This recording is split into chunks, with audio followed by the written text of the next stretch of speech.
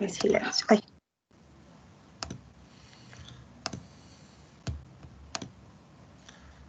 ¿Se ve? Sí, se ve. Bien. Entonces voy a habilitar el... Ahí. Ya. Buenos días. Ya Natalia me presentó. Voy a darles una pequeña charla, espero que no aburrirlos tanto, sobre el uso de virus para fines terapéuticos, ¿ya? Yo durante mi carrera he trabajado en distintas áreas, he trabajado en virología, en microbiología bacteriana, en microbiología fúngica, y hoy día nos vamos a basar en algo que trabajé hace poco tiempo, que es el uso de fagos como terapia para eliminación de bacterias. Entonces, voy a tratar de hacer una charla partiendo de lo más básico hasta llegar a cómo usar estos fagos, que son virus, en el control de bacterias. Entonces, yo creo que ya todos saben lo que es una célula, ¿ya? Si la definimos, nos vamos al diccionario, la célula es la unidad mínima de la vida, o sea, no hay nada más pequeño que una célula que pueda tener vida.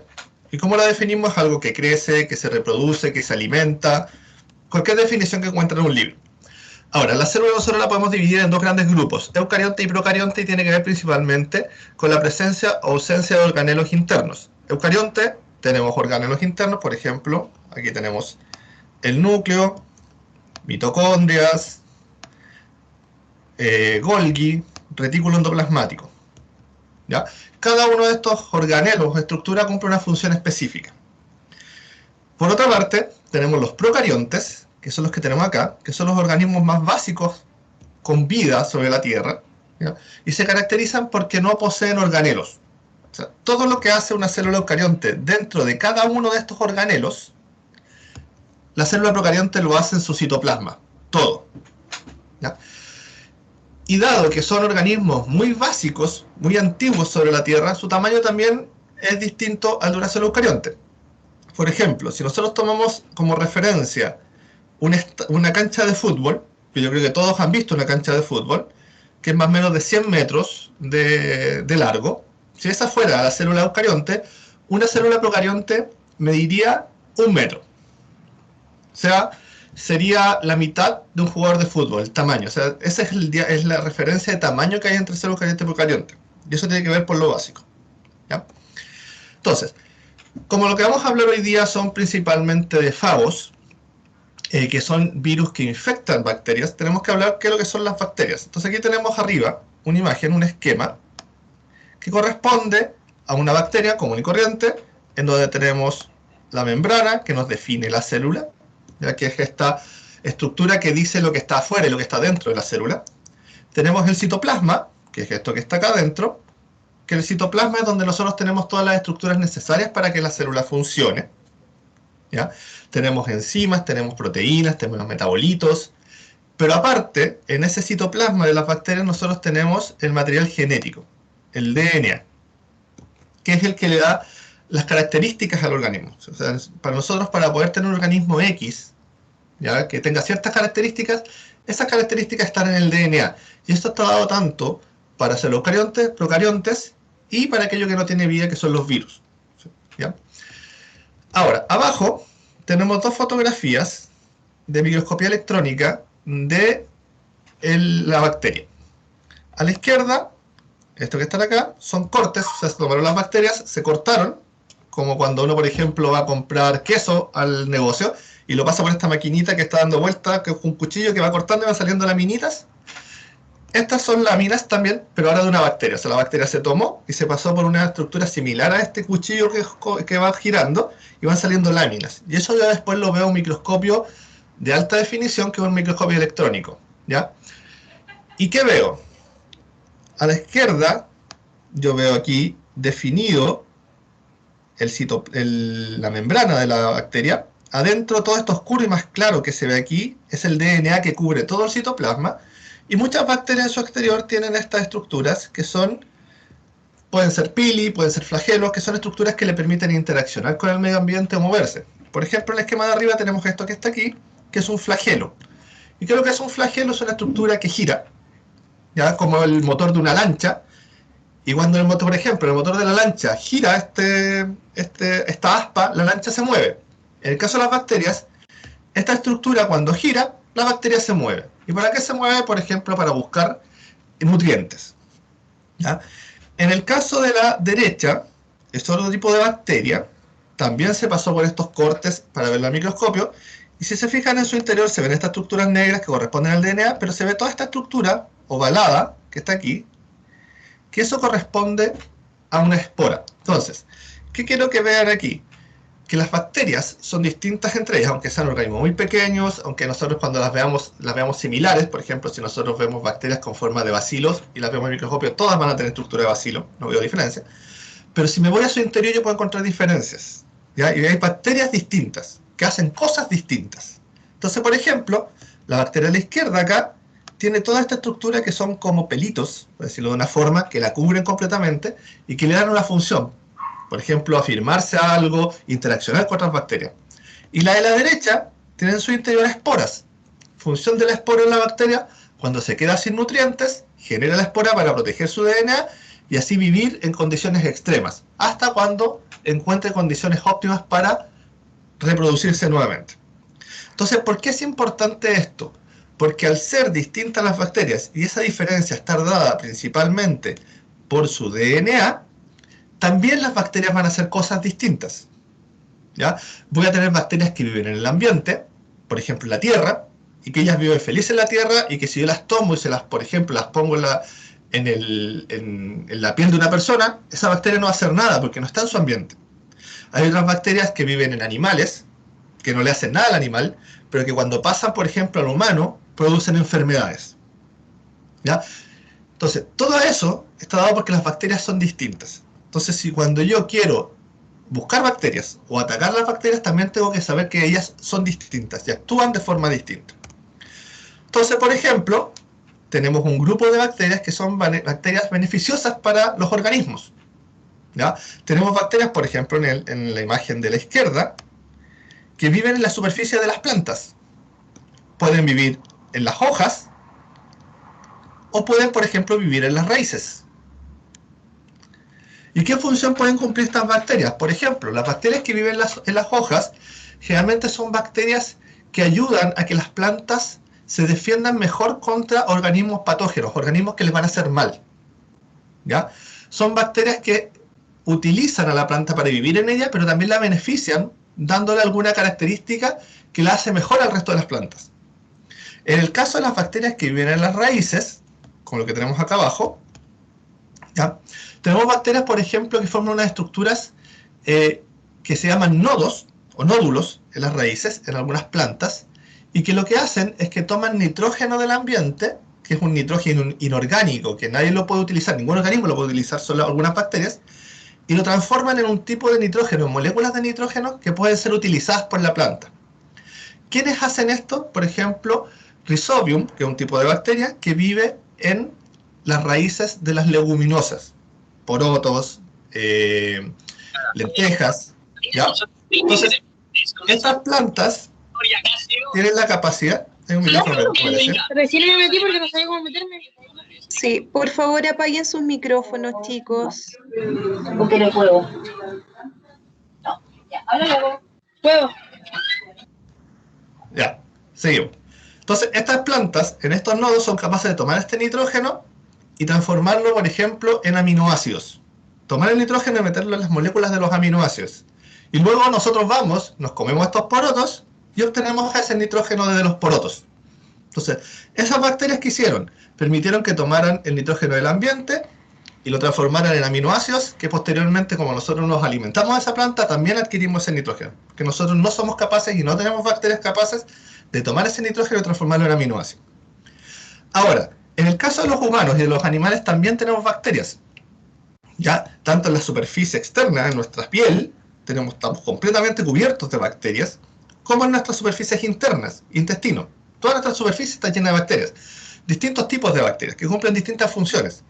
Por ejemplo, en la piel ¿ya? Como tenemos tantas bacterias, una de sus primeras funciones más básicas es impedir que bacterias patógenas se puedan asociar a la piel, y así no nos podamos producir enfermedades a la piel. En el caso del intestino, nosotros tenemos cubierto completamente el intestino con bacterias que cumplen distintas funciones. Por ejemplo, hay unas que se llaman lactobacilos, que son capaces de liberar moléculas que estimulan nuestro sistema inmune, ¿ya? Hay otras bacterias, por ejemplo, que son capaces de transformar aminoácidos en vitaminas, y nosotros después absorbemos esas vitaminas. Entonces, todas estas bacterias se encuentran en nuestro intestino cubriéndolo completamente. ¿Qué otra función cumplen estas bacterias del intestino? La misma que las bacterias de la piel. Como está cubierto completamente, cuando llega una bacteria patógena, al no haber espacio, no puede asociarse al intestino, no puede enfermarnos. Entonces pasan también de largo y baja las posibilidades de que nosotros nos enfermemos, ¿ya? Entonces, hoy en día, por ejemplo, está muy de moda el consumo de probióticos. Ya, por ejemplo, están los yogures o derivados de yogures que son ricos en lactobacilos. La función de estos lactobacilos principalmente es eso, que el comercial dice que si tú tomas estos yogur durante el invierno no te vas a enfermar. Bueno, en el fondo lo que estás haciendo es tomarte los lactobacilos, que lo que van a hacer es estimular tu sistema inmune, y cuando llegue un patógeno, ese patógeno le va a ser más difícil infectarte. Entonces estas son bacterias benéficas. Pero así como tenemos bacterias benéficas, que acá en la lista de acá tenemos, por ejemplo, Bifidobacteria, Escherichia coli, que es una bacteria que vive en nuestro intestino, aunque coli hay algunas cepas que pueden ser patógenas, y tenemos los lactobacilos, ¿ya? También tenemos bacterias que nos pueden hacer daño, ¿ya? Abajo tenemos 3 ejemplos, que son Vibrio, Campylobacter y Salmonella. ¿Por qué pongo estas 3 bacterias?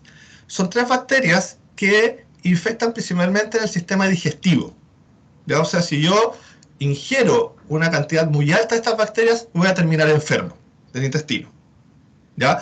Con vómitos, con deposiciones blandas, con fiebre, ¿ya? ¿Y por qué son de estas 3? 2 son sumamente importantes en la historia de la humanidad, que son Vibrio y Salmonella.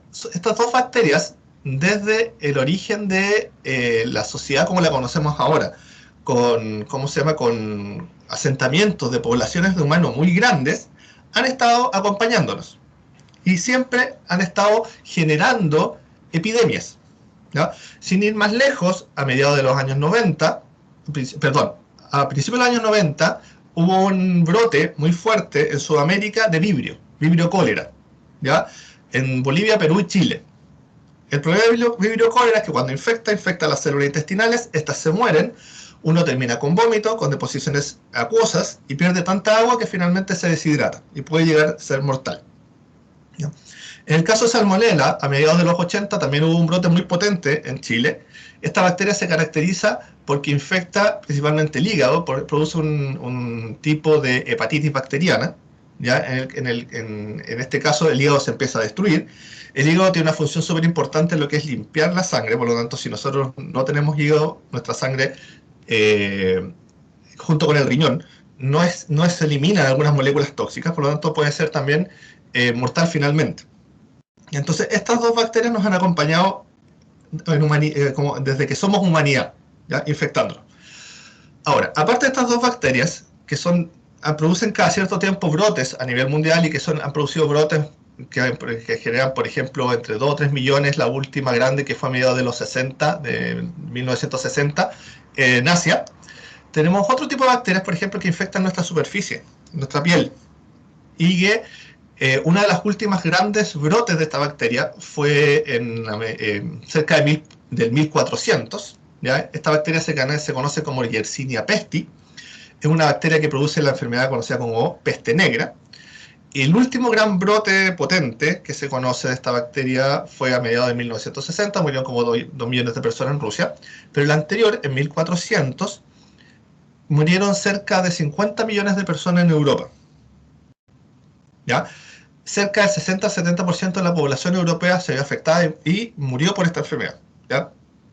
Esta bacteria se alimenta de carne y produce necrosis de la piel. Finalmente una persona muere porque totalmente necrosada. Entonces, ¿a qué voy con esto? Nosotros tenemos bacterias benéficas que nos ayudan a protegernos, nos generan moléculas que nos ayudan, pero también tenemos bacterias que nos atacan constantemente del ambiente, ¿ya? Salmonella ¿Dónde la podemos encontrar? Por ejemplo, en los huevos. ¿Ya? Hay una bacteria que se asocia a los huevos de gallina, que se conoce como Salmonella entérica, y esta bacteria, si uno se la come, termina con vómitos principalmente, ¿ya? Con intoxicación alimentaria. Por eso, por ejemplo, que se recomienda no comer mayonesa hecha con huevos caseros sin pasteurizar, porque puede terminar con una infección por salmonela. Entonces, así como hemos estado asociados a estas bacterias siempre, el hombre ha buscado la forma de combatirlas, ¿ya? Y hay dos puntos muy importantes, o dos procesos muy importantes en esta batalla que nosotros tenemos contra las bacterias. La primera es a mediados de 1800, por un científico francés de apellido Pasteur, que es lo que hace, genera un proceso para esterilizar la leche. La leche es un subproducto animal muy rico en nutrientes, en azúcares, por lo tanto es un compuesto que es muy fácil que se contamine con bacterias patógenas. Si yo tomo leche, si ustedes por ejemplo toman un vasito de leche y lo dejan a temperatura ambiente, al otro día esa leche ya está mala, principalmente porque las bacterias que viven en ella o las bacterias que la contaminan rápidamente empiezan a utilizar el azúcar que tiene la leche, ¿ya? Por ejemplo, principalmente la lactosa, ¿ya? Para hacer fermentación, ¿ya? Por eso que después cuando la leche se echa a perder, tiene un sabor ácido, porque es un tipo de fermentación que genera un ácido y que se acumula en la leche. Entonces, antes de que Louis Pasteur inventara este proceso, era muy difícil conservar la leche. Entonces, o te tomabas la leche durante el día, la que obtenías de una vaca, o la transformabas en queso que podía durar un poco más. ¿Qué hace Pasteur? La pasteuriza, como se le llama ahora. Es un proceso en donde se calienta a 100 grados Celsius muy rápido y eso mata todas las bacterias. Y después se puede almacenar. Y con eso una leche puede durar entre 3 o 4 días almacenada, ¿ya? Entonces ahora yo podía guardar mi leche. Pero yo no puedo pasteurizar a un hombre para eliminar las bacterias patógenas. Primero, si pasteurizo a un hombre, no solamente voy a eliminar las bacterias patógenas, sino que voy a eliminar las bacterias buenas. Y segundo, si tomo un hombre y lo pongo a 100 grados Celsius en agua, lo voy a quemar. O sea, un proceso que no sirve. Entonces ahí llegamos a un descubrimiento que fue principalmente por azar, realizado por un científico irlandés de apellido Fleming. Este científico microbiólogo trabajaba aislando bacterias del ambiente y caracterizándolas. Un día dejó una plaquita con muestras ambientales en su escritorio y se olvidó de la placa por varios meses. Se fue de vacaciones, volvió, estaba ordenando su escritorio y encuentra esta placa, ¿ya? Y encontró algo raro en esta placa. Entonces, Alexander Fleming, que acá lo tenemos en la foto de la izquierda, ¿ya? Es él, ahí trabajando en su escritorio con una placa Petri para poder crecer bacterias, ¿ya? ¿Qué hizo él? Si yo quiero crecer una bacteria, le tengo que entregar un medio rico en nutrientes para que crezca. O sea, yo no puedo tomar una bacteria, dejarla en agua y esperar que la bacteria se reproduzca, porque no lo va a hacer. En agua no hay nutrientes. Igual que nosotros. Nosotros podemos vivir en ayuna, pero no por mucho tiempo. Llega un momento en que ya nos acabamos nuestras reservas de alimento y tenemos que comer o si no nos morimos. Lo mismo pasa con las bacterias. Entonces, hay un sistema en el cual se usan las plaquitas, que es como un plato cerrado, arriba, en donde yo pongo un medio nutritivo, que acá se ve en color café claro, que es esto, todo lo que está aquí en color café claro. Ese medio de cultivo, como se le llama, tiene nutrientes, tiene azúcares, tiene aminoácidos, tiene nitrógeno orgánico. Entonces, si yo pongo muestras ahí, por ejemplo, muestras ambientales, muestras de la piel de una persona, van a crecer bacterias. ¿Y cómo se van a ver esas bacterias? Como circulitos, así. Y dependiendo el tipo de bacteria, ese circulito va a ser más grande, va a ser más pequeño, puede ser rojo, puede ser amarillo, puede ser blanco. Entonces cada bacteria, vamos a lo primero, que por su genoma va a crecer de forma distinta en estas placas Petri, ya con un medio rico en nutrientes. Entonces Alexander Fleming se dedicaba a eso, a buscar bacterias y caracterizarlas. Entonces esta placa que a él se le olvidó y la dejó en el mesón, es muy común que cuando uno deja una placa, aunque esté cerrada en el mesón, y pasen los meses, se contaminen con hongos. ¿ya? Porque aparte de bacterias, generalmente andan esporas de muchos tipos de hongos dando vueltas. Y uno de los hongos más comunes en el ambiente, que nosotros lo podemos encontrar prácticamente en cualquier parte, es Penicillium, ¿ya? Si ustedes, por ejemplo, dejan fruta en un frutero en la mesa por mucho tiempo, rápidamente me refiero a unos 5 días, y hace calor, va a empezar a crecer sobre la superficie de la fruta un pelito de color verde, ¿ya? Esto se nota mucho principalmente en los cítricos, limón y naranja. Con un pelito que le crece encima y es con un olor ácido. Eso es Penicillium crisógeno, ¿ya? Es un hongo ambiental, no es dañino para nosotros, ¿ya? Y que crece casi en cualquier tipo de alimento. Entonces, como es tan común encontrar este hongo en el ambiente, a Fleming se le contaminó la placa con este hongo, con Penicillium crisógeno. ¿Qué vio él? Él tomó la placa, vio que estaba contaminada y la iba a eliminar, pero le llamó algo la atención. Cuando comparó su placa, que tenía el Penicillium, con una placa normal que no tenía Penicillium, vio que en la placa normal las bacterias se distribuían homogéneamente por toda la superficie del medio de cultivo. Ya estos circulitos estaban cubriendo toda la superficie. Pero en la placa, en donde estaba Penicillium, había un radio alrededor de Penicillium, que es este que está aquí, en donde no crecían bacterias. Y eso le llamó la atención. ¿Por qué? Porque él dijo, hay algo ahí que no está dejando que las bacterias crezcan. Entonces, ¿qué hizo él? 2 experimentos para demostrar. Tomó un trocito del medio de cultivo de aquí, lo puso en una nueva placa, para que lo que había en esa parte del agar difundiera por la placa y sembró bacterias. ¿Y qué vio él? Que alrededor del cubito de este trocito de medio de cultivo que puso en la placa tampoco crecían bacterias. Entonces él dijo, hay algo ahí que está matando a las bacterias. Y el segundo experimento que hizo él fue tomar este hongo que lo contaminó la placa, ese, lo puso en una nueva placa, puso bacterias, el hongo creció, las bacterias crecieron, pero nuevamente alrededor del hongo había un halo sin crecimiento de bacterias. ¿Qué había hecho Alexander Fleming con su experimento? Por azar, había descubierto un antibiótico, una molécula capaz de matar bacterias. ¿Qué antibiótico había descubierto él? La penicilina. ¿Ya? Se le puso penicilina en honor al hongo de donde venía, que era Penicillium. ¿Ya? Ahora, este descubrimiento revolucionó todo lo que es los estudios para poder controlar las bacterias patógenas. ¿Y dónde se vio por primera vez el funcionamiento de la penicilina como tal, que servía en la Segunda Guerra Mundial? ¿Ya?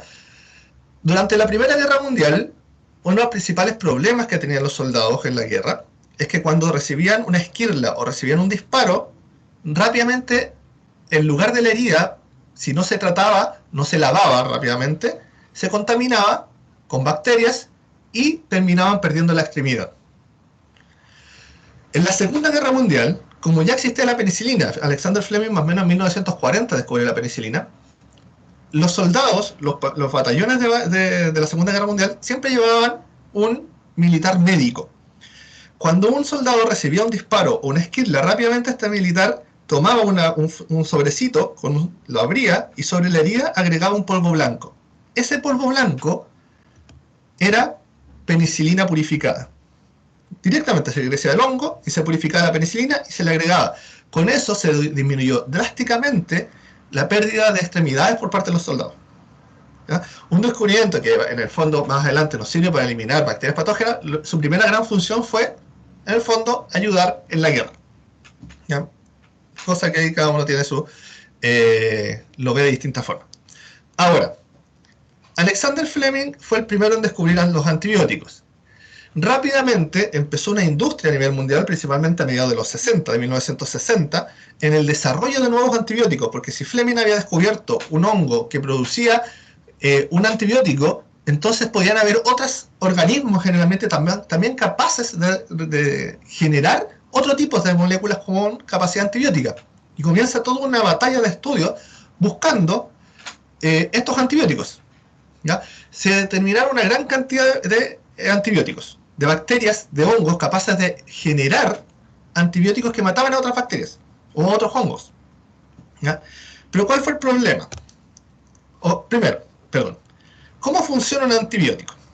¿Ya? Si nosotros tenemos una bacteria X, cualquiera, esta que está aquí, y nosotros la ponemos en un medio de cultivo rico, o sea, tiene nutrientes, tiene mucho azúcar, tiene mucha fuente de nitrógeno, ¿ya? Rápidamente esa bacteria, ¿qué va a hacer?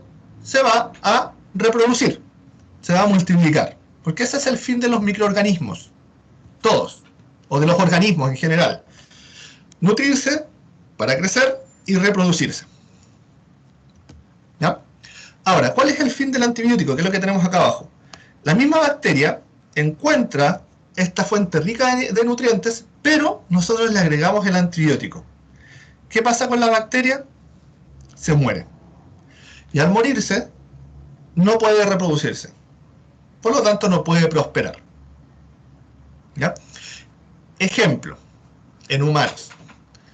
Si un humano, imaginemos que un humano, en un mundo ideal fantasioso, se va de una ciudad y por azar encuentra un lugar donde la tierra cultiva, o puede cultivar la tierra, y en 2 meses puede tener muchos alimentos. Rápidamente, ese humano va a llegar más humanos y va a empezar a reproducirse, a poblar el lugar. Ahora, otro humano se mueve a otro lugar, por ejemplo, donde hubo un desastre nuclear, alto en radiación. La radiación es tóxica, ese humano llega a ese lugar, trata de prosperar, pero como hay radiación, rápidamente se muere, por lo tanto en ese lugar no prospera el humano. Lo mismo pasa con las bacterias. ¿Ya? Si están en un lugar donde hay nutrientes, y no hay nada más que nutrientes, van a prosperar y van a crecer. Pero si tienen los antibióticos, se van a morir y no van a poder prosperar. ¿Ya? ¿Cuál es el problema con esto? Principalmente que si yo someto principalmente a los microorganismos, porque los microorganismos, como se reproducen muy rápido, son capaces de mutar más rápido y de adaptarse más rápido. ¿Ya?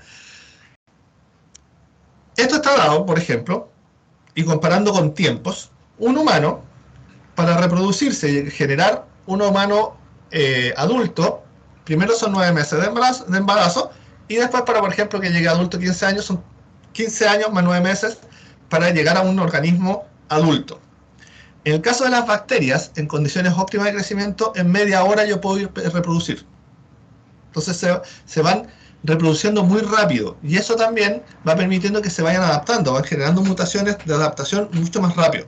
Por lo tanto, si yo pongo bacterias constantemente en presencia de un antibiótico, hay altas probabilidades de que esa bacteria rápidamente se adapte a ese antibiótico, genere mecanismos para combatir el antibiótico. Y esos mecanismos se conocen como resistencia a los antibióticos. O sea, Alexander Fleming descubre el antibiótico, pero rápidamente las bacterias que hacen comienzan a generar la resistencia a los antibióticos. Entonces, por ejemplo, en la línea temporal de arriba tenemos que a principios de 1940 Fleming descubre la penicilina. En los años 50, entre 45 y 50, por la Segunda Guerra Mundial, viene la dorada de los antibióticos. Cualquier cosa, penicilina, penicilina, penicilina. En 1960, o sea, solamente 20 años después de que se comienza a utilizar la penicilina, aparecen las primeras bacterias resistentes. ¿Qué quiere decir eso? Que eran bacterias que, aunque se les tirara kilos de penicilina, ellas sobrevivían sin ningún problema. Y desde 1960 hasta la actualidad, el número de bacterias resistentes ha ido en aumento. ¿Ya? Lo importante de esta línea temporal es que en paralelo, que eso es importante, también tenemos otra línea temporal que va por acá, que es la línea temporal que tiene que ver con los investigadores que van desarrollando nuevos antibióticos. ¿Ya? Entonces, van apareciendo bacterias resistentes, pero también vamos generando nuevos antibióticos. ¿Cuál es el problema? Que ya a estas alturas, como pasaron muchos años en que los científicos no se dedicaron a generar nuevos antibióticos, porque los que funcionaban bien, por lo tanto, ¿para qué vamos a hacer más antibióticos? Se perdió mucho tiempo sin generar antibióticos. Ya más o menos desde 1970 hasta 1990, 1995, fueron muy pocos los antibióticos que se generaron nuevos. Por lo tanto, se perdió mucho tiempo. Recién en los últimos 15 años se me volvió a trabajar fuerte en nuevos antibióticos, ¿ya? Pero ya teníamos bacterias multiresistentes, resistentes a varios antibióticos que estaban atacando, sobre todo en hospitales, después de operaciones, ¿ya? Y eso puede llevar a que, por ejemplo, si una persona es operada y es infectada por una bacteria multiresistente, aunque yo le ponga muchos antibióticos, va a ser difícil que se recupere porque tiene una infección muy potente. Entonces, la resistencia va de la mano de la aparición de los nuevos antibióticos. O sea, si yo voy generando nuevos antibióticos, tengo que tener claro que rápidamente va para aparecer bacterias con resistencia a ese antibiótico. Y rápidamente tengo que ir generando nuevas estrategias. ¿Cómo se ve la resistencia a los antibióticos? Algo como lo que tenemos acá abajo. ¿Ya? Tenemos una placa Petri en donde yo sembré bacterias que cubren toda la placa, ¿ya? Y puse discos, que son estos que están aquí al medio, estos que están aquí, con distintos antibióticos, distintas proporciones de antibióticos. Lo blanco que se ve alrededor de este disco es qué tan potente es el antibiótico contra la bacteria que yo sembré en esa placa Petri. Entonces, mientras más grande el halo blanco, quiere decir que la bacteria es muy susceptible. Mientras más pequeño el halo blanco, quiere decir que la bacteria es menos susceptible a ese antibiótico. Entonces, ¿qué nos dice esto? Si cada disco tiene un antibiótico distinto, quiere decir que la bacteria, porque es una sola, es más susceptible a algunos antibióticos y menos susceptible a otros antibióticos. Eso es lo primero. Ahora, si en esos discos yo puse distintas cantidades de antibióticos, este experimento me indica que la bacteria va a ser susceptible al antibiótico cuando yo tenga mucho antibiótico y va a ser menos susceptible al antibiótico cuando yo tenga muy poco antibiótico. O sea, es dosis dependiente. Esas son las dos informaciones que se puede sacar con este experimento. Lo importante que tenemos aquí es que hay bacterias resistentes a los antibióticos. Entonces, una forma sencilla de entender cómo funciona un antibiótico, que es lo que voy a tratar de explicar aquí, o cómo funciona la resistencia a los antibióticos, es con los avances en la defensa de los soldados. Desde nuestros antepasados cavernícolas hasta la Edad Media. Entonces, si nos fijamos en nuestro antepasado cavernícola, andaba con pieles y tenía una piedra, o un mazo. Si iba donde otro cavernícola y le pegaba en la cabeza con ese mazo, podía matarlo. Por lo tanto, el otro cavernícola era susceptible al mazo. Pasaron los años y un cavernícola, ya más o menos por la edad de los griegos, un poquito antes, en Mesopotamia más o menos, se dieron cuenta que si una persona se ponía un casco de metal y venía alguien con un mazo de madera y le pegaba el casco de metal, ya podía resistir mejor ese golpe. Entonces, lo primero que se genera son cascos de metales, de hierro principalmente, ¿ya? Que le permitían al soldado resistir el golpe por los mazos. Por lo tanto, si nos vamos comparando abajo, en donde tenemos las bacterias que son las susceptibles, al inicio del proceso, todas las bacterias son susceptibles al antibiótico, como todos nuestros cavernícolas son susceptibles al mazo, porque no tienen casco. Luego, cuando un grupo de humanos generó los cascos, que los hizo resistentes a este golpe con el mazo, algunos humanos se hicieron más resistentes, otros menos, dependiendo del grosor y el tipo de casco. Por lo tanto, ahora tenemos bacterias que sobreviven al ataque del antibiótico como humanos que sobreviven al ataque del mazo por el casco. Ya en la edad de los griegos, de los romanos, se perfecciona este casco, se hace una pechera de cuero y un escudo. Por lo tanto, ahora el soldado está mucho más protegido al mazo. Por lo tanto, tenemos mayor resistencia al ataque. Lo mismo con las bacterias, se va haciendo más resistente al antibiótico. Pero, en paralelo, como nosotros vamos generando, las bacterias van generando resistencia al antibiótico, nosotros vamos generando nuevos antibióticos, la inventiva del humano va también más allá y ya no atacan con un mazo, sino que atacan con una espada. Por lo tanto, el casco en la cabeza ya no sirve para la espada. ¿Por qué? Porque si viene con la espada y le corta el cuello, muere. Por lo tanto, seguimos teniendo humanos que mueren por ataque de espada, lo mismo que existen bacterias que son susceptibles a los antibióticos. Siguen pasando los años, se inventa la cota de malla, que cubre todo el cuerpo con una malla metálica, y que hace que el humano sea más resistente al ataque de las espadas. Por lo tanto, que tenemos una mayor cantidad de humanos resistentes, que es lo mismo que tenemos las bacterias, van siendo o se van teniendo contacto con un mayor número de antibióticos, por lo tanto se van haciendo más resistentes a este gran número de antibióticos. Y finalmente en la Edad Media tenemos estas armaduras que son de metal que cubren completamente el cuerpo, que hacen completamente resistente al humano prácticamente a todas las armas de ese tiempo, espadas, mazos, flechas, que es lo mismo que las bacterias, que se hicieron resistentes a un gran número de antibióticos. Y en eso consiste la resistencia, en ir generando métodos para combatir lo que me está atacando. ¿Cómo funciona la resistencia en bacterias? De forma sencilla, la forma normal de acción de un antibiótico es que entre, que acá lo tenemos una flecha roja, verde, perdón, acá abajo, ¿ya? Entre a la célula y cumpla su función en la célula. Por ejemplo, inhibe la función de algunas enzimas, destruye la membrana plasmática, destruye el DNA, o las enzimas que actúan con el DNA, ¿ya? Entonces, el antibiótico puede funcionar de distintas formas. Y la resistencia se puede ir ganando también de distintas formas. Primero, impermeabilidad. Para que el antibiótico entre a la célula, a lo mejor necesita algún canal que esté en la membrana plasmática, alguna estructura que permita que pase. A lo mejor la bacteria eliminó ese canal, por lo tanto el antibiótico ya no puede entrar. Degradación o modificación. El antibiótico entra, pero la bacteria generó una enzima que era capaz, o una proteína que era capaz de reconocer ese antibiótico y eliminarlo, ¿ya? Y también tenemos la expulsión, que en el fondo es que el antibiótico entra, pero la bacteria rápidamente tiene un sistema para expulsarlo hacia afuera. Por lo tanto, el antibiótico no le hace nada.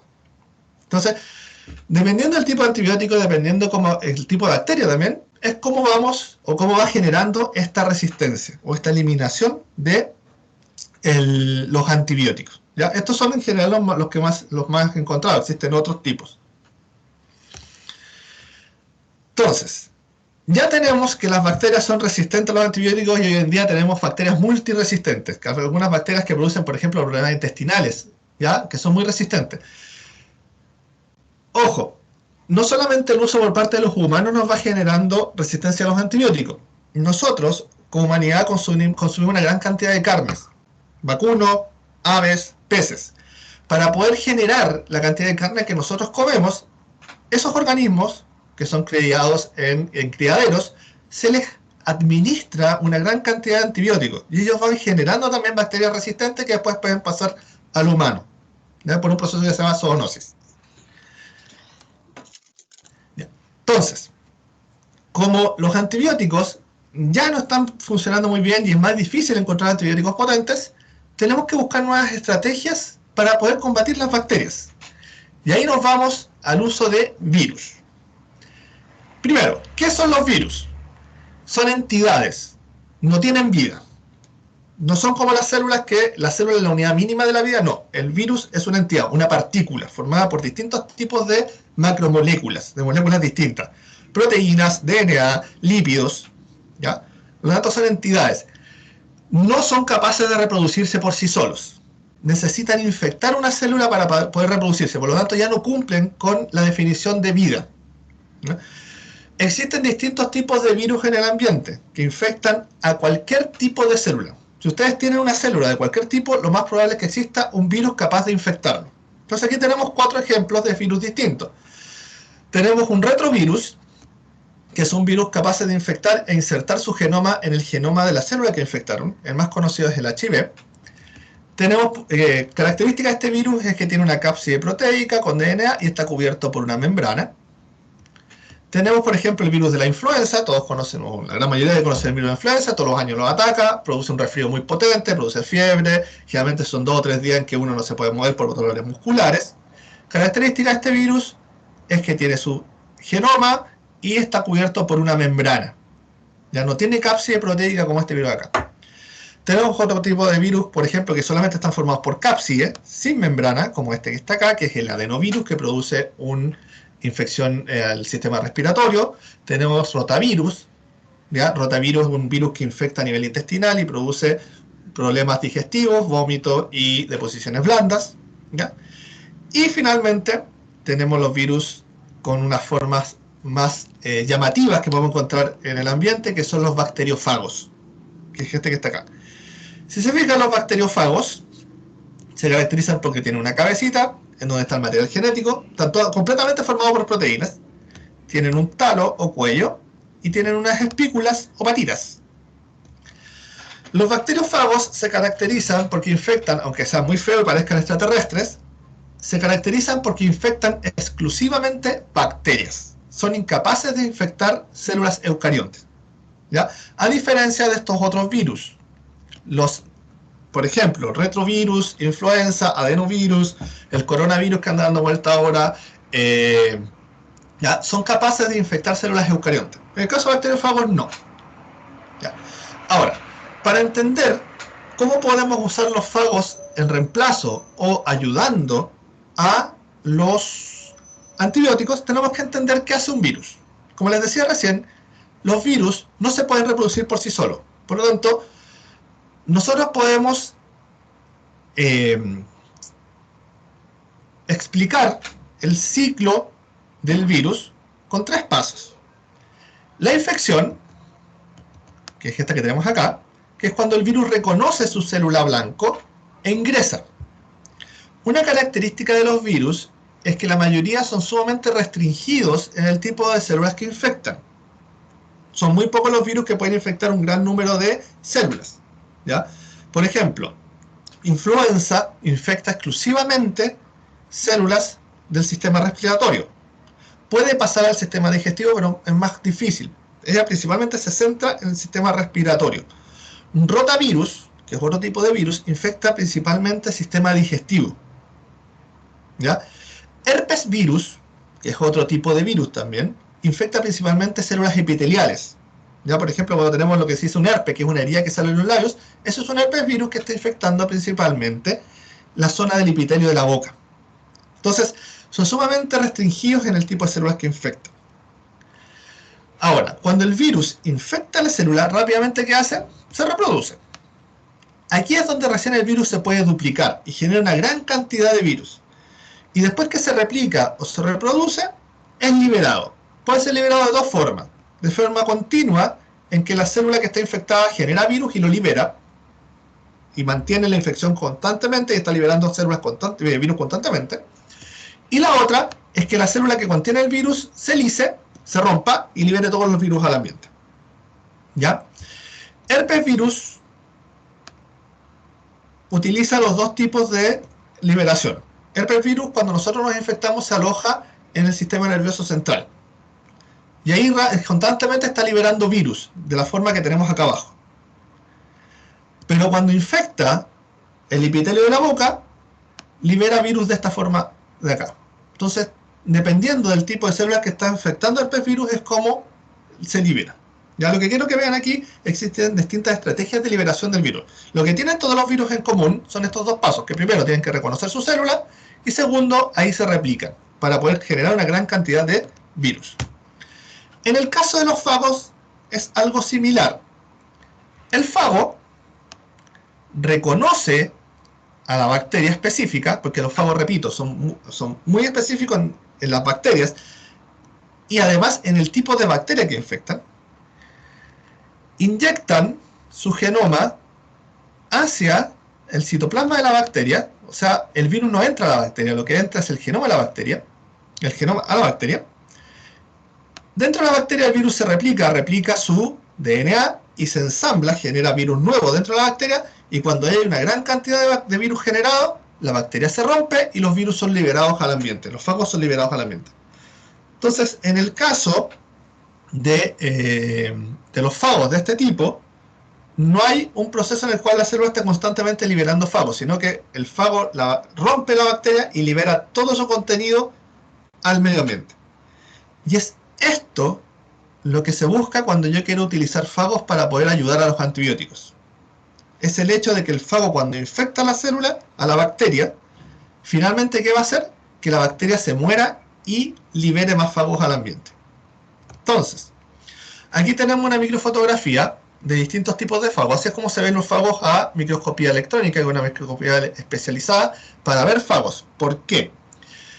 De la primera diapo, yo les dije que si nosotros en una célula eucarionte medía una cancha de fútbol, una célula procarionte medía más o menos 1 metro, ya que era la mitad de un jugador de fútbol, un virus va a medir más o menos lo que es una pelota de golf. Es muy chiquitito. ¿Ya? Entonces, por eso para verlo necesitamos equipamiento especializado, como en la microscopía electrónica. Entonces lo que vemos acá es que todos comparten más o menos la misma estructura. Su cabeza, el talo o este cuello, y aquí tenemos las espículas. ¿Ya? Aquí también se ven las espículas. Estos son distintos tipos de fagos que infectan distintos tipos de bacterias. Si se fijan, el talo puede ser de distintos tamaños. Ahí es de ese tamaño más chiquitito, aquí es más largo, aquí es muy largo, aquí la cabeza es más redondeada, aquí la cabeza es más alargada, y eso tiene que ver porque los fagos también son distintos dependiendo del tipo de bacteria que infecta. Entonces, ¿cómo funciona el fago si nosotros lo queremos utilizar como un antibiótico? Principalmente porque cuando infectan a la célula, ¿ya? Un fago, dependiendo del tipo de fago, puede demorar entre 2 horas hasta más de 2 días en romper la bacteria. Entonces va a depender mucho del tipo de fago. Cuando la bacteria se rompe y libera fagos al ambiente, estos fagos son capaces de infectar nuevas bacterias. Entonces aquí tenemos en rojo este fago que infectó esta bacteria, en negro este fago infectó esta bacteria y en verde este fago infectó esta bacteria. Luego esa bacteria replicó el fago, generó más fago, se rompió y liberó más fago. La roja, la verde y la negra. Por lo tanto, los virus rojos van a infectar más bacterias. Los virus negros van a infectar más bacterias. Y el verde va a infectar más bacterias. Por lo tanto, la función del fago como antibiótico para eliminar bacterias en el fondo es que la misma bacteria cuando es infectada y es eliminada va a generar más fago que va a eliminar a más bacterias del mismo tipo. ¿Ya? La gracia, repito, es que como el fago es tan restringido, la mayoría de los fagos son muy restringidos en el tipo de bacteria que infectan, es que solamente van a destruir a las bacterias. Por ejemplo, si yo estoy tratando de eliminar una bacteria patógena, solamente va a eliminar la bacteria patógena. ¿Ya? ¿Cuál es el problema de los virus? Que son muy lábiles. ¿Ya? Y eso es en lo que se está trabajando hoy en día. ¿Qué quiere decir que son muy lábiles? Al fago, si yo le aplico alta temperatura, ¿qué quiere decir alta temperatura? Sobre 45 grados, lo más probable es que ya deje de ser infectivo. O sea, si yo tomo un tubito con fago y lo pongo directamente al sol, en verano, mate los fagos. Son susceptibles a la luz UV. O sea, la misma luz del sol que genera luz UV va a eliminar o va a mutar el genoma de los fagos, por lo tanto, lo más probable es que esos fagos ya no sean infectivos. Son muy susceptibles al pH.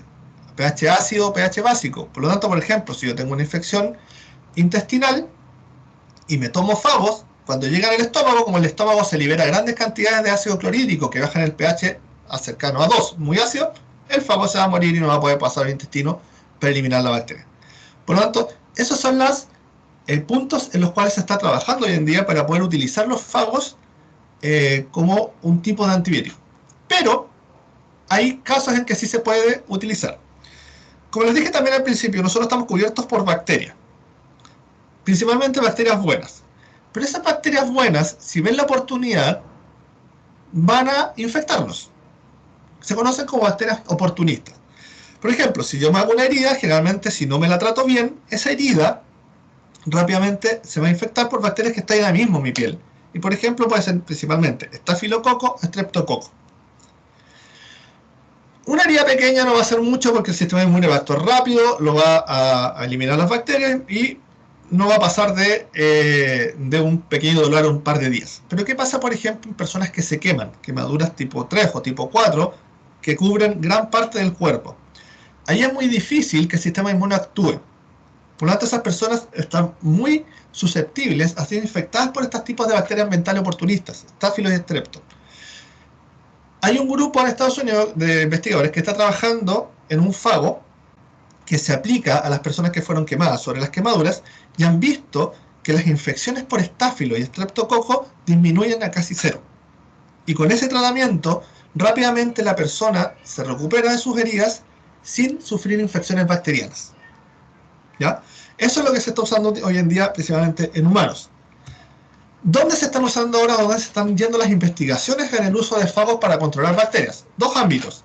Ámbito productivo, que es lo que tenemos a la izquierda, y ámbito alimenticio, que es lo que tenemos a la derecha. Nosotros principalmente nos podemos infectar por bacterias cuando comemos. Comemos, ¿cómo se llama? Alimentos infectados. Las principales bacterias que nos pueden infectar son Listeria, que nos produce una listeriosis, que es problemas intestinales. Todas estas producen casi el mismo tipo de problemas intestinales. Salmonella, coli, ¿ya? Y Pseudomonas. Entonces, como les decía anteriormente, si yo me tomo el fago no va a llegar al intestino, lo más probable es atacar a la bacteria porque está el ácido del estómago que lo va a eliminar. Pero ¿qué pasa si estos alimentos, antes de que yo me los coma, lo trato con el fago? Por ejemplo, en la carne, que es lo que tenemos acá abajo, podemos encontrar que se pueden contaminar por salmonella, listeria o Escherichia coli, que son 3 tipos de bacterias que producen problemas intestinales. Si esa carne yo la trato con el fago antes de comérmela, la puedo almacenar más tiempo y no corro riesgo de que cuando me la coma me infecte. La carne no es tan complicada directamente con bacterias porque se calienta ya previamente a comerla. Pero por ejemplo en queso o frutas, en donde sí pueden venir contaminadas con bacterias del ambiente o porque un mal manejo en la producción, ahí yo puedo utilizar fagos para eliminar estas bacterias patógenas para el humano. En el ámbito productivo, que es lo que tenemos a la izquierda, todo el sistema productivo agronómico y de animales se ve enfrentado a patógenos. Por ejemplo, en el caso de uvas, de tomates, de manzanas y de otro tipo de frutos, los árboles y los frutos se ven enfrentados a bacterias como Xanthomonas y Erwinia, que son bacterias que infectan a la fruta o infectan a la planta y hacen que las frutas sean más pequeñas, sean feas o tengan manchas. Entonces, ¿qué se está haciendo? Es que esas plantas están siendo tratadas con fagos contra estos 2 tipos de bacterias para eliminarlas. Y así, el árbol crece sin ningún problema y genera una gran producción, ya sea de manzanas, tomate, uva. Ya, en el fondo estoy atacando el patógeno que va a atacar a esa fruta. Lo mismo pasa en la producción, por ejemplo, de salmones en el sur, que el uso excesivo de antibióticos para la producción de salmones ha llevado a la generación de bacterias resistentes a esos antibióticos, aeromonas, pseudomonas, vibrios. Por lo tanto, hoy en día se está estudiando la forma de utilizar fagos para administrárselo a los salmones y eliminar estas bacterias. Además, el mercado externo, como Chile es un país productor principalmente de materias primas y de alimentos, y esos alimentos después se van al extranjero, China, Estados Unidos, Europa, en estas regiones cada vez ponen más restricciones al uso de antibióticos, principalmente porque esos antibióticos generan resistencia en las bacterias que infectan esos productos, pero también pueden generar resistencia posterior a bacterias que son patógenas para el humano.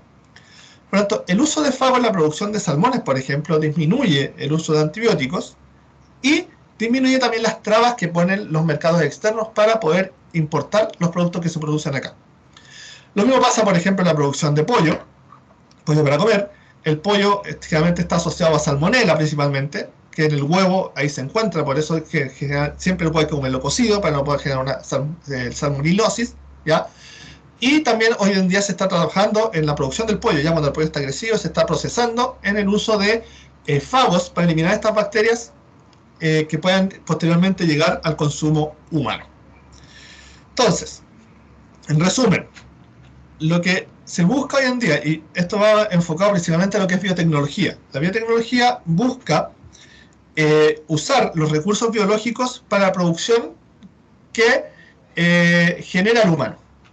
En este caso, lo que nosotros estamos haciendo es utilizar un recurso biológico, que son los virus, para eliminar un patógeno que puede llevarnos primero a una baja producción o segundo a una infección en las personas. ¿Ya?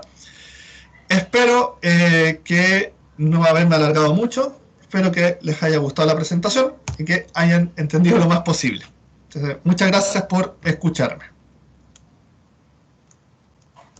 Muchas gracias, Luis. Dejamos abierto el espacio para las preguntas. Así es que abrimos acá el chat, si es que hay alguna pregunta, o levanten la manito, enciendan su cámara, si es que tienen alguna consulta, alguna duda que le quieran preguntar al profesor Luis. Se me olvidó que era la pH. ¿Qué era eso? El pH es el grado de acidez. ¿Ya? Por ejemplo, ¿tú has comido limón? Sí. Ya, ¿cómo es el limón? Que una característica que es muy ácido, ¿cierto? Es muy ácido. Eso es porque tiene un pH muy bajo.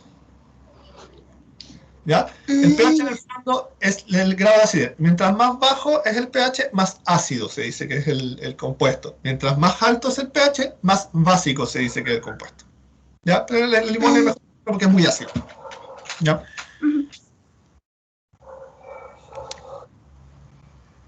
¿Hay alguna otra pregunta?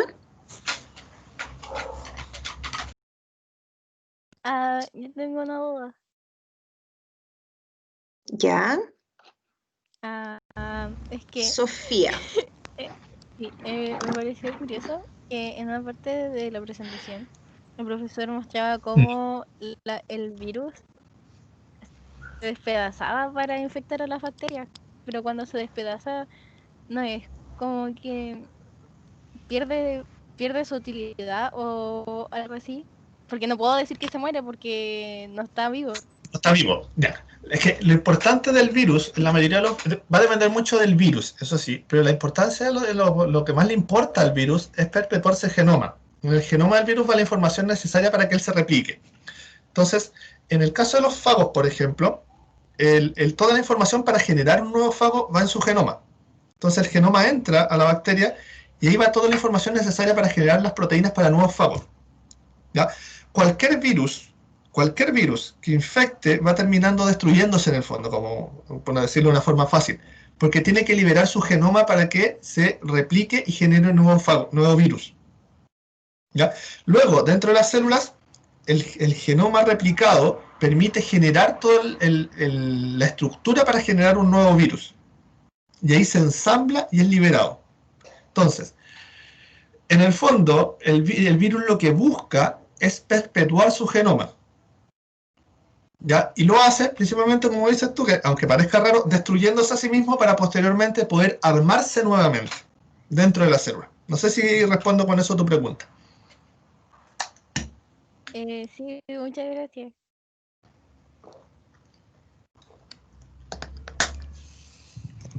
Quisiera hacer una pregunta en relación a bueno, vimos que las bacterias, ¿no es cierto?, se resisten a los antibióticos.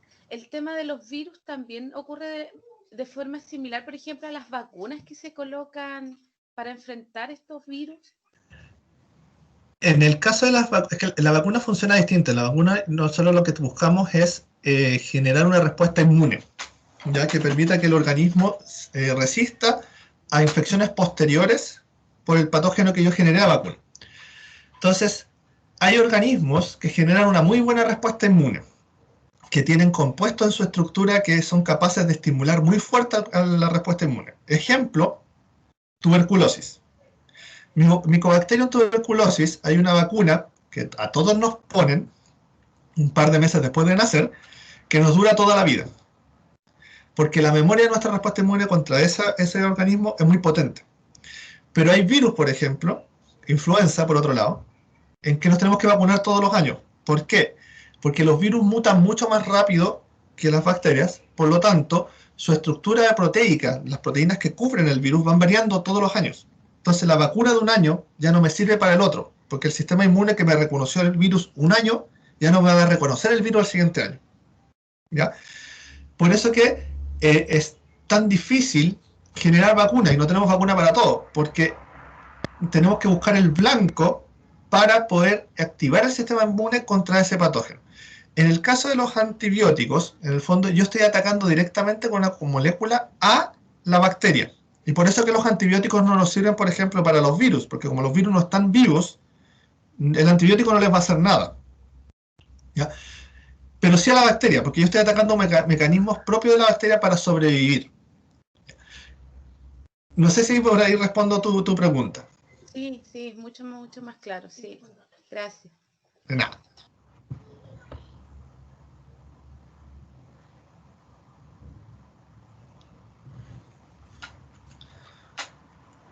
No sé si habrá quedado dudas en algún otro estudiante. Sí, hay más preguntas, si quieren hacer.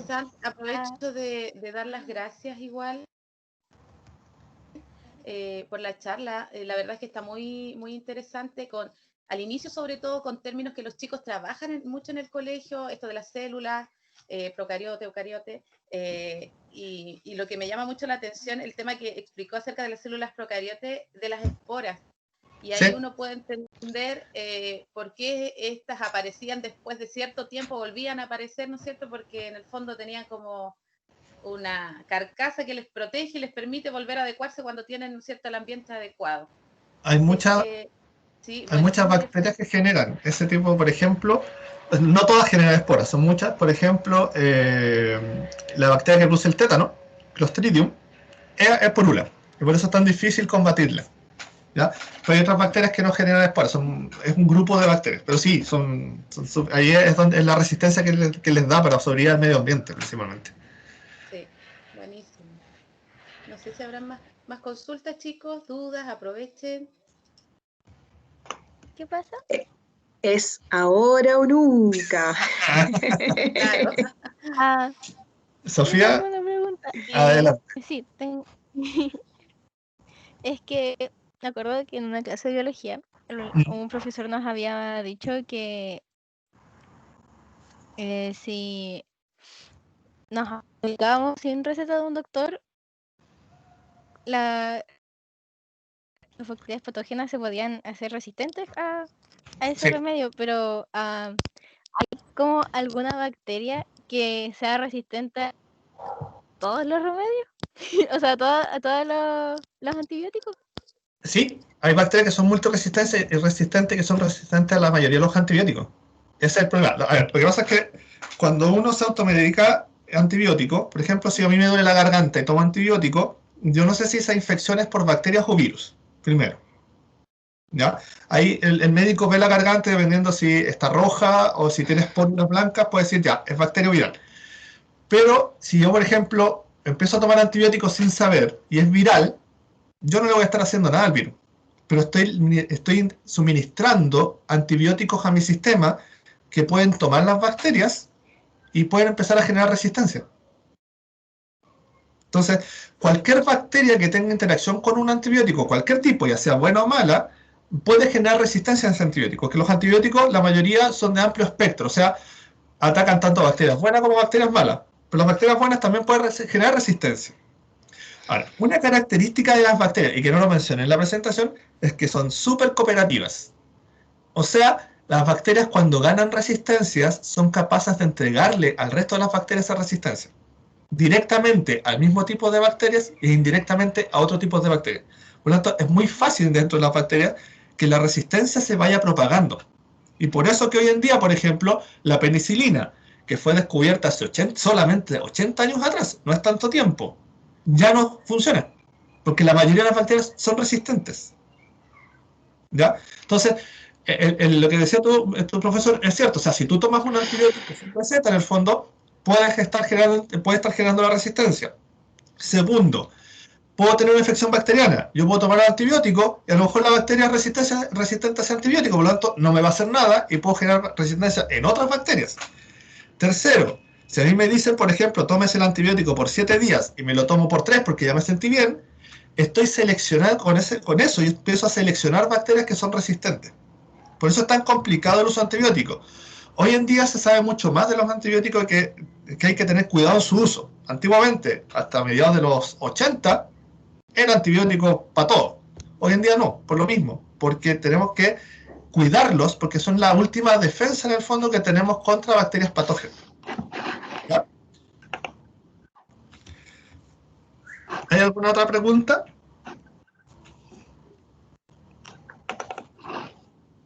No veo manitos levantadas. No, y en el chat tampoco. Parece que estamos, Luis. Muchísimas gracias por la charla. Muchas gracias. Espérame, aquí tengo una pregunta. ¿La benzapina, qué tan efectiva es hoy en día? La benzapina, oye, es muy específico, tendría que buscarlo. Pero eso creo que es antibiótico de segunda o tercera generación. Déjame.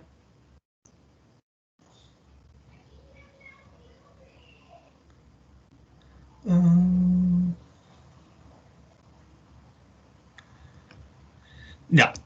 A ver, lo que pasa es que la benzapina como tal es el antibiótico inicial. Y como yo decía anteriormente, lo que hacen los investigadores hoy en día es que van tomando los antibióticos iniciales y van modificando. Por ejemplo, el primer antibiótico que se descubrió es la ampicilina. La penicilina. ¿Ya? Hubieron científicos que modificaron la penicilina y generaron otro antibiótico que se llama ampicilina. que al modificar su estructura funciona distinto a la penicilina, pero ambos son del grupo de las penicilinas, porque su estructura básica es la misma, funcionan distintas. Con las benzapinas pasa lo mismo. Tenemos las iniciales, a partir de esas se irían modificando y se generan distintas benzapinas, que tienen distintos grados de efectividad contra las bacterias, ¿ya? Y va a depender también mucho de la dosis que se utilice y del tipo de benzapina, ¿ya? Porque, por ejemplo, cuando yo hablo de benzapinas, en el fondo estoy hablando de una familia de moléculas distintas. Y repito, lo mismo con la penicilina. Sí, con algunos tipos de bacterias, si es que no han generado resistencia contra ese tipo de antibióticos. Lo que se están usando hoy en día son antibióticos ya extremos, que son los de quinta generación, pero el problema es que los últimos antibióticos que se han generado también son dañinos para el mismo organismo que lo están utilizando, ¿ya? Y por eso que esos son los de última generación, son ya de casos extremos, cuando la persona ya tiene una infección muy generalizada y hay que, ¿cómo se llama?, pararla de algún modo. Pero las benzapinas son antiguas, son como de mediados de los 60, así que existe resistencia, hay modificadas que no tienen resistencia y puede variar dependiendo también del tipo de bacteria, dependiendo de la cepa también que se está utilizando. ¿Ya? Muchas gracias. Ya, no hay más preguntas. No hay más. A la 1. Más preguntas a las 2. Ya, muchísimas gracias a todas y a todos los estudiantes que estuvieron participando de la charla. Se agradece enormemente el interés, el respeto, se portan súper bien, eso se agradece. Así es que muchas gracias a las profesoras también y a Luis por su tiempo y por su charla tan interesante. Yo les voy a enviar el correo para la encuesta. Se lo voy a enviar, lo más probable es que lo envíe la Domi hoy día en la tarde a Natalie, si es que se puede hacer llegar a los estudiantes para que la respondan. Recordar que están participando en un sorteo de un libro de ciencias que se va a hacer en noviembre, así es que para que se motiven y participen en esta encuesta respondiéndola. Y eso, muchas gracias. No sé si tienen algo. Antes de terminar, Raúl, ¿estás por ahí? Nuestro comunicador. ¿Está o no está? Aquí estoy. Raúl está. La fotito de rigor. La evidencia. Perfecto. Ya, chiquillos, chiquillas, anímense, prendan sus cámaras. Sofía, vamos. Vamos, chicos, enciendan sus Vamos, camaritas chiquillos, para que vean que estuvieron en una charla súper, la Sofi.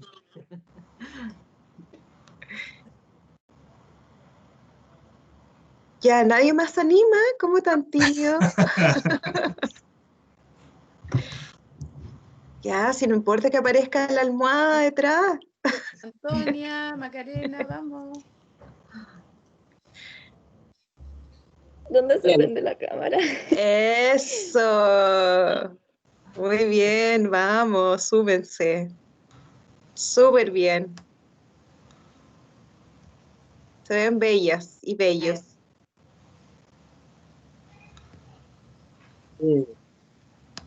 ¿Dónde se prende la cámara? Hay un videíto, aparece como una imagen con un video. Al lado del micrófono. Al lado del micrófono. Si llevas el mouse al centro de tu pantalla, te debería aparecer una barrita. Que aparecen hartos iconos. Y ahí aparece la forma de una cámara. Y un micrófono. Ya voy a buscarlo vivo.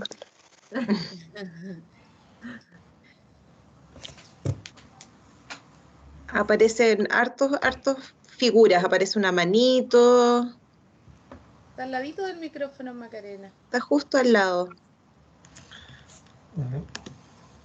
Esta idea de mi teléfono, entonces se ven como los principales nomás. Del teléfono no sé cómo se hace. Creo que se hace de ahí mismo. Hay un icono abajo que es como un parlantito que te abre el menú. Disculpa, hola, soy Dominique. Macarena, Ya. pincha la pantalla y Pincha ahí la te aparecen abajo unos iconos. El primer icono es una cámara de video. Esa es la que tienes que activar. Ahí. Ahí está. Ahí sí. Eso, gracias, Domi. Esto es una cosa generacional. Sí. Gracias, Domi. Dominique nos ayuda muchísimo. La Domi está detrás de los correos. Ella está ahí en contacto con todos ustedes. Así que muchas gracias a la Domi por toda la colaboración, por todo el apoyo. Ya, nadie más se anima. La Dominique también que enciende su pantalla. Ya, pues, Domi, para que te conozcan. Fernanda, Octavio, encienda sus camaritas. Ya, Raúl, cuando digas. Bien, voy a contar hasta 3 y tomo la foto, ¿ok? 1, 2, 3.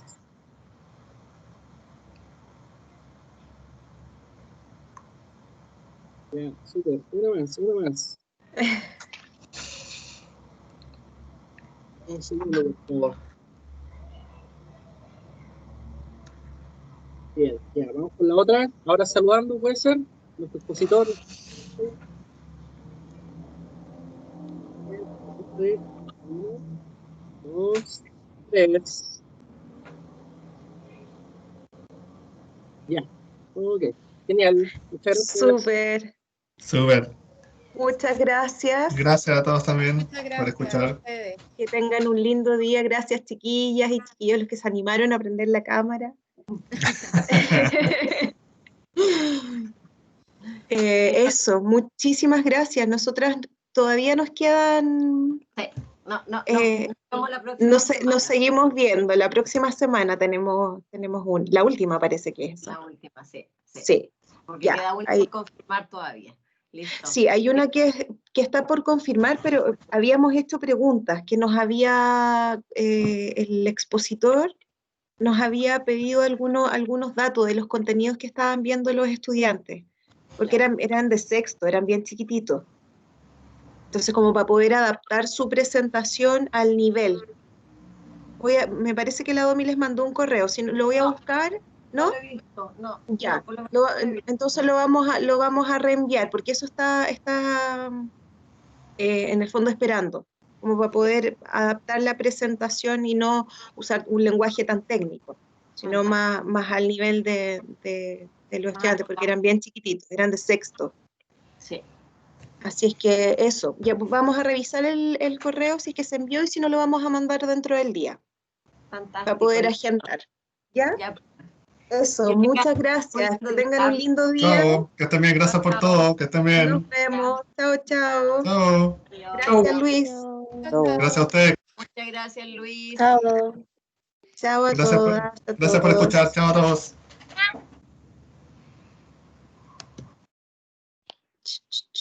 Vete.